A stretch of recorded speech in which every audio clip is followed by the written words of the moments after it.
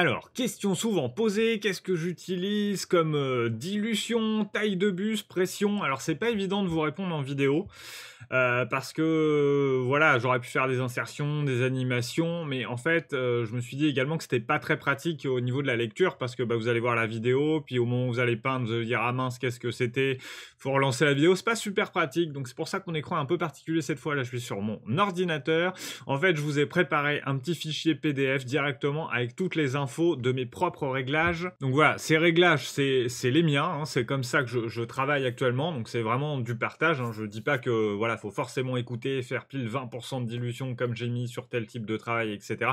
Voilà, mais moi c'est comme ça que je travaille et jusqu'alors, comme vous avez pu le constater, ça fonctionne plutôt pas mal. Donc je me retrouve sur cette page-là. Donc c'est un hébergeur de fichiers, hein, parce que je vous mets le fichier à dispo absolument gratuitement. Vous avez le lien dans la description de la vidéo. Donc faites-en bon usage. N'hésitez pas à le télécharger. Vous pouvez l'imprimer. Vous pouvez en faire ce que vous voulez. Vous pouvez en faire des sets de table, mettre sur un mug. Bref, voilà, c'est totalement libre et gratuit. Et n'hésitez pas surtout à le partager. Donc le lien, en fait, il est là-haut dans la barre d'adresse. Quand vous arrivez sur le site, il vous demande d'accepter les cookies forcément. Vous n'avez pas besoin de vous connecter sur le site ou quoi que ce soit. Vous faites simplement accepter et continuer. Il vous met AMK 2020 référentiel aérographe.pdf. C'est le nom du fichier. Vous descendez en bas et vous cliquez sur télécharger le fichier. Voilà, à partir de là, il s'ouvrira automatiquement dans le navigateur. Vous pouvez bien sûr l'imprimer directement avec le bouton qui est en haut ou avec le petit bouton dossier, le télécharger. Là, je vous laisse vous référer à votre appli PDF. Donc, concernant ce petit fichier, donc je l'ai découpé en 3 parties. Première partie, déjà, les types de travaux qu'on va voir et les réglages ensuite. Donc, avec une petite définition de ce que c'est, en fait, finalement. Donc, voilà, je découpais ça en divers types de travaux, tout ce qui est passage de primeur après, faire des lignes fines ou des lignes très fines qui sont, par exemple, réalisées sur ce type de camouflage qu'on fera en général à main levée. Alors, tout ce qu'on va appeler la modulation, finalement, donc tout ce qui est pré- et post-ombrage et éclairci. La peinture générale du modèle, donc là c'est vraiment la mise en peinture, hein, c'est vraiment la base de la base, et puis également un petit point sur les vernis, donc j'explique pas, hein, le vernis, je pense que vous avez compris. La partie qui vous intéresse vraiment, elle va être là, je vais vous expliquer un petit peu le tableau pour comprendre sa lecture. Donc j'ai découpé donc, en type de travail, donc les mêmes qu'en haut, primeur après, etc. Et puis là, vous allez retrouver à chaque fois dans les colonnes la taille de la buse qu'on peut utiliser, la dilution basique, alors sachant que je mets le pourcentage de peinture, le reste étant diluant, donc de toute façon je vous ai remis en dessous, par exemple là on a 20-25% de peinture, donc soit 80 à 75% de diluant avec, et à la fin on arrive bien au 100%. La pression en PSI, la pression en bar, et la distance approximative de travail, hein. J'ai jamais mesuré avec un mètre, mais voilà à peu près en gros ce que ça donne. Il y a un point d'attention sur primeur après, j'ai toujours utilisé que le AK microfiller, donc je peux pas vous parler des autres, de leur dilution. Il faut bien savoir que celui-là il est déjà dilué.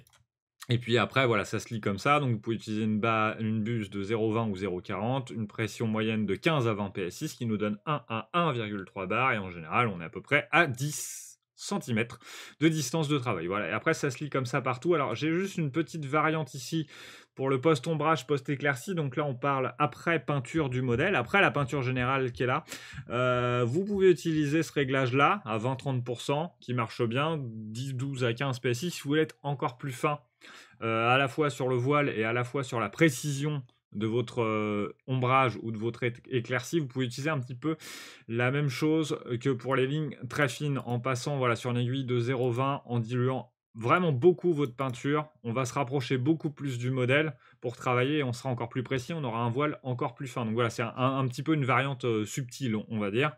Donc ça fonctionne aussi très bien comme ça. Là, c'est à vous, à l'usage après, d'essayer de voir ce que ça donne et de retenir la solution qui vous plaît le plus ou de mixer les deux d'ailleurs. Donc voilà, attention là sur la prise en compte. En fait, quand je vous mets les PSI ici ou les barres d'ailleurs, quand je mets 10, c'est au moment où vous appuyez sur la gâchette qu'il faut le 10, d'accord? Parce qu'évidemment, vous en êtes aperçu quand vous appuyez sur votre aérographe, quand vous lancez l'air, la pression va légèrement baisser au niveau du manomètre, c'est la dépression.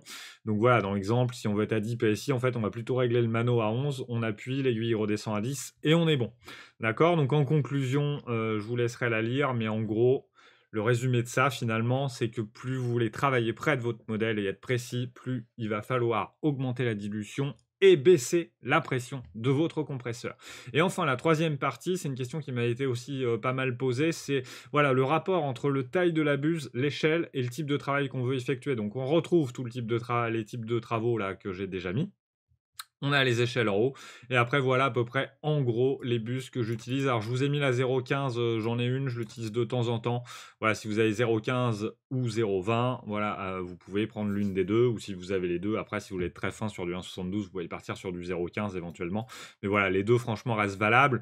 En gros, la conclusion du tableau, c'est pareil, c'est que bon, je vous conseille quand même l'acquisition d'un kit bus aiguille de 0,2 et 0,4 mm, ça sera bien rentabilisé, ça va couvrir à peu près même ça couvre toutes les échelles et c'est très bien. Après, il y a éventuellement du 0,6 au-dessus. Là, c'est vraiment pour plutôt du 1,32, des gros modèles pour faire voilà, du primeur plus vite, des grosses couches de peinture plus vite. Mais voilà, c'est pas non plus indispensable. Ça vous fera juste gagner du temps. Donc voilà pour ce petit fichier. J'espère que pour vous, ça sera un bon résumé et puis une bonne base. Hein. Je répète, c'est une base vraiment de travail. C'est ce que j'utilise moi actuellement. Après, n'hésitez pas à faire vos tests sur des maquettes de tests et à trouver vos propres dilutions et vos propres pressions, mais je dirais que là, si vous partez un peu sur cette base-là, ça vous donnera une très bonne approche.